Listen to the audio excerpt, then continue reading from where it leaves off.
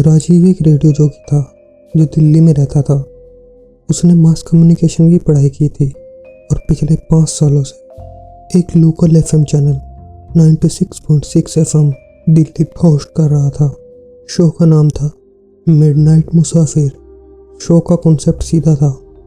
रात 12 बजे से 3 बजे तक सुनने वाले कॉल करते, अपने सफ़र, तन्हाई या डरावने अनुभव साझा करते। शो के बीच में वो म्यूजिक बजाता था, फिर कॉल्स लेता और कुछ समय खामोशी से भी बीतता। हर रात की तरह अक्टूबर की वो रात भी वैसे ही शुरू हुई। बारिश हो रही थी, मौसम ठंडा होने लगा था। स्टूडियो जो ओखला इंडस्ट्रियल एरिया में एक 5 मंजिला इमारत की 4थी मंजिल पर था, हमेशा की तरह सुनसान था। राजीव अकेला था। टेक टीम रात को नहीं रहती थी और प्रोग्राम ऑटोमेटिकली लाइव चला करता था। कैब ड्राइवर उसे रात 11:30 बजे छोड़ जाता और सुबह 3:30 पर लेने आ जाता। हर तरफ सन्नाटा था, बस वही रोशनी की एक छोटी सी लाइन रेडियो कंसोल पर थी और बाहर कांच की दीवार से धुंधली बारिश की बूंदें टकरा रही थी। रात के ठीक 12 बजे शो शुरू हुआ। राजीव ने अपने सामान्य अंदाज में बोला, नमस्कार दिल्ली, आप सुन रहे हैं मिडनाइट मुसाफिर और मैं आपका हमसफर राजीव। ये रात है लंबी, तन्हा और रहस्यमयी। अगर आप जाग रहे हैं तो बताइए, क्या आपको भी कभी किसी सफर ने डराया है? पहली कॉल आई 12:08 पर। आवाज़ धीमी थी। उस आदमी का नाम था अभिषेक। उसने बताया कि कैसे उसने आगरा हाईवे पर एक औरत को लिफ्ट दी थी जो आधे रास्ते में ही गायब हो गई।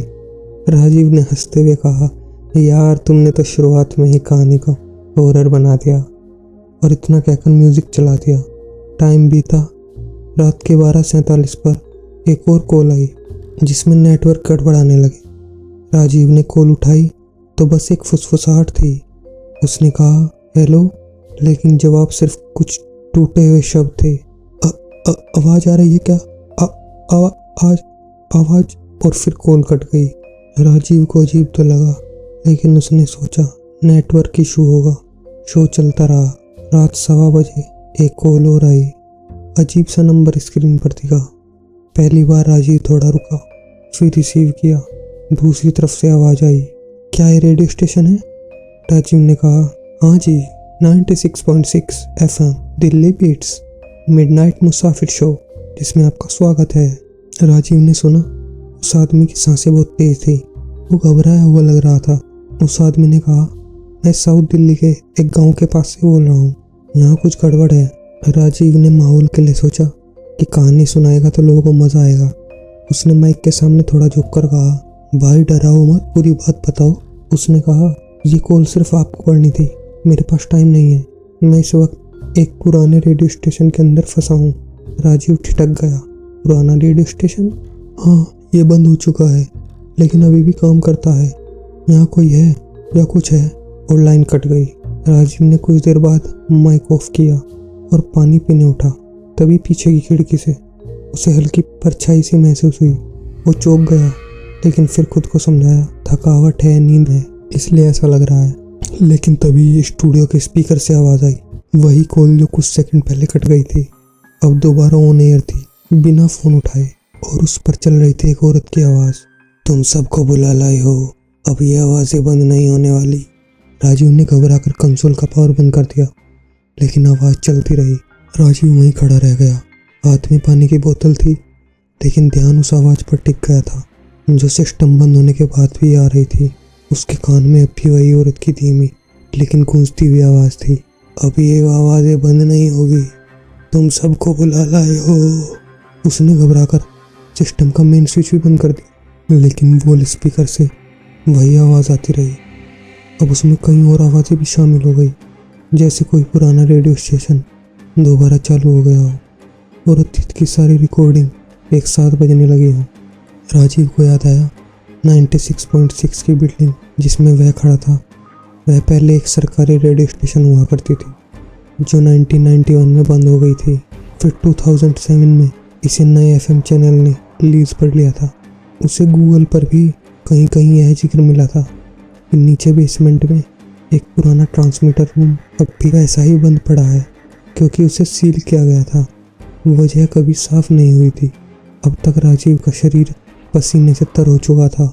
उसने दरवाज़ा खोला, लेकिन स्टूडियो की बाहर की लाइट्स बार बार झपक रही थी, जैसे कोई बटन ऑन ऑफ कर रहा हो। स्टूडियो के बाहर कॉरिडोर में कोई दरवाज़ा बड़बड़ाया। राजीव ने खुद को काबू में रखने की कोशिश की। उसने अपने फ़ोन से कैब बुक करने की कोशिश की, लेकिन कोई नेटवर्क नहीं था। वो इधर उधर देखने लगा, सोचने लगा कि शायद नीचे जाकर गार्ड से मदद ले। लेकिन जब वो बाहर निकला और सीढ़ियों की ओर बढ़ा, उसे पता लगा लिफ्ट काम नहीं कर रही थी। वो सीढ़ियों से नीचे जाने लगा, 3rd फ्लोर, 2nd फ्लोर, और जैसे ही वो 1st फ्लोर पर पहुंचा, उसके सामने की लाइट एकाएक बंद हो गई। अब सीढ़ियाँ अंधेरे में थी। वो धीरे धीरे नीचे बढ़ने लगा। हर सीढ़ी पर उसका पैर थरथरा रहा था। जब वो ग्राउंड फ्लोर पर पहुंचा तो उसने देखा सिक्योरिटी रूम का दरवाज़ा खुला था। अंदर रेड लाइट में सीसीटीवी मॉनिटर चल रहे थे। एक मॉनिटर पर 4th फ्लोर का स्टूडियो दिखा और उसमें कोई कुर्सी पर बैठा था। राजीव ठिठक गया। उसने कमरे को तो खाली छोड़ा था, तो अब ये कौन है? वो तुरंत बाहर भागा। गेट पर ताला नहीं था, लेकिन जैसे ही उसने गेट खोला, बाहर सिर्फ धुंध थी। कोई रास्ता नहीं दिखाई दे रहा था।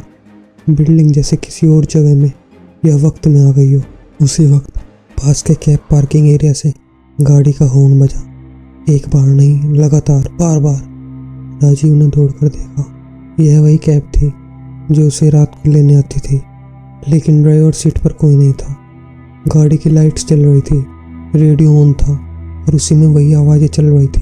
अब सुनो उन लोगों की जो वापस नहीं लौटे। और अचानक हॉर्न की आवाज़ तेज हो गई। इतना सुनते ही राजीव बिल्डिंग में वापस भागा। अब एक ही चीज़ उसके दिमाग में थी, बेसमेंट। वो जगह जहाँ कभी पुराने ट्रांसमीटर और रेडियो टेप रखे जाते थे। उसने ग्राउंड फ्लोर से बेसमेंट की सीढ़ियाँ खोजनी शुरू की। बहुत मुश्किल से एक छोटे दरवाजे के पीछे लोहे की सीढ़ियाँ मिली, धूल से भरी, मकड़ियों के जालों से अटी हुई। जैसे वो नीचे उतरता गया, हवा भारी होती गई। नीचे पहुंचकर उसे 2 दरवाजे मिले। एक पर ताला लगा था, दूसरे पर लिखा था ट्रांसमीटर रूम एक्सेस डिनाइड। लेकिन दरवाज़ा आधा खुला था। राजीव अंदर गया और वहाँ जो देखा वो किसी की भी धड़कन बढ़ाने के लिए काफ़ी था। पूरे कमरे में पुराने रेडियो पैनल्स, व्हील टेप्स और एक बड़ा सा गोल कांच का ट्रांसमिशन डिस्क रखा था, जिसके सामने एक कुर्सी रखी थी। ऐसा लगा जैसे कुर्सी पर कुछ है। राजीव ने धीरे से आवाज़ लगाई, हेलो, कौन है वहाँ? तभी कुर्सी अपने आप घूमी, लेकिन कोई इंसान नहीं था। बस एक हाथ जला माइक्रोफोन और कुर्सी पर एक जलने का निशान, जैसे वहाँ कोई बैठा था और वहीं पर भस्म हो गया हो। राजीव की धड़कनें बहुत तेज चल रही थी। वो उस कमरे के बीच खड़ा था जहाँ समय जैसे ठहर गया था। पुराना ट्रांसमिशन डिस्क अब खुद ब खुद घूम रहा था, बिना किसी पावर के। उस कमरे में कहीं कोई इंसान नहीं था, लेकिन वातावरण में मौजूद ऐसे सैकड़ों लोगों की अधूरी बातें, डर और प्रार्थनाएं दीवारों में दर्ज थी। राजीव ने सामने देखा एक पुरानी नोटबुक जिसे अब तक किसी ने छुआ नहीं था। उसमें सिर्फ एक ही लाइन बार बार लिखी थी, पुराने लोग मर चुके हैं, वो अपना अधूरा काम खत्म करने के लिए वापस आएंगे। राजीव घबराकर नोटबुक बंद कर देता है। तभी लाइट चपकने लगी। अब बेसमेंट की दीवारों से एक भारी आवाज़ गूंज रही थी, जैसे लोहे को खींचकर एक दरवाजे से रगड़ा जा रहा हो। तभी बेसमेंट की लाइट चली गई और रेडियो पैनल से लाल रोशनी निकलने लगी। राजीव ने मोबाइल की टॉर्च चालू की, लेकिन उस रोशनी में अब दीवार पर कुछ लिखा हुआ नजर आया, राजीव, अब तू भी एक आवाज़ बन जा। उसका शरीर सिहर गया। वो पलटा, भागना चाहता था, लेकिन सामने वही लड़की खड़ी थी जिसकी आवाज़ उसने शो में सुनी थी। उसकी आंखें काली थी, बिल्कुल काली। उसने धीमी आवाज़ में कहा, तुम लोगों ने फ्रीक्वेंसी खोली थी राजीव, और अब उसे बंद नहीं किया जा सकता। राजीव चिल्लाया और भागने लगा। ऊपर तक पहुंचते पहुंचते उसकी सांस फूल गई थी, लेकिन जब वो स्टूडियो फ्लोर पर पहुंचा, हर रूम की लाइट जल रही थी। हर कंप्यूटर, हर माइक, हर लाइट सब ऑन थे और हर जगह से एक ही लाइन गूंज रही थी, next collar please, next collar please.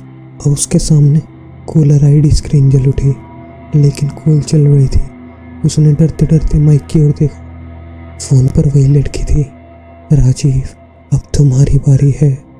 Rajiv ने माइक के सामने खड़ा होकर कांपती आवाज़ में कहा, बोलो तुम लोग क्या चाहते हो? फोन पर कई आवाज़ एक साथ आई, मर्दों, औरतों, बच्चों की। बस हमें सुना जाए हमेशा, बस हमें सुना जाए हमेशा। और अचानक हर दरवाज़ा बंद हो गया।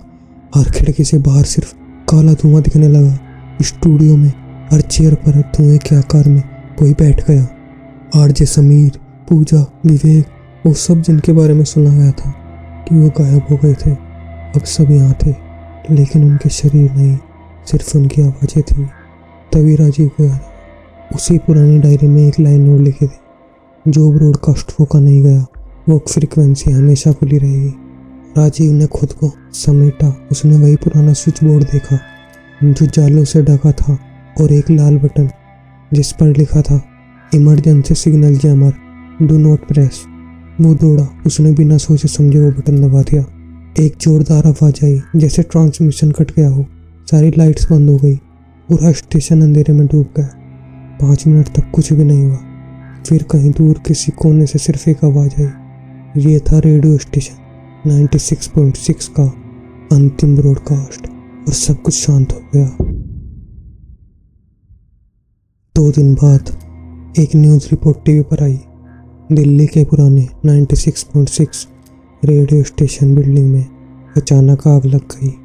पुलिस को अंदर कोई नहीं मिला, लेकिन वहाँ एक पुराना टेप रिकॉर्डर मिला है जिसमें रात 3:30 बजे तक किसी आरजे की रिकॉर्डिंग है। अब पुलिस एविडेंस रूम में वो टेप रिकॉर्डर रखा है, और अचानक वो टेप रिकॉर्डर अपने आप चल जाता है और उसमें एक लाइन फिर से बजती है, मिडनाइट मुसाफिर में आपका स्वागत है। आज रात हम आपको उन आवाज़ों से मिलवाएंगे जो कभी वापस नहीं आई। तो दोस्तों, बस वीडियो कैसी लगी कमेंट करके बताओ, लाइक करो, शेयर करो और चैनल सब्सक्राइब करो।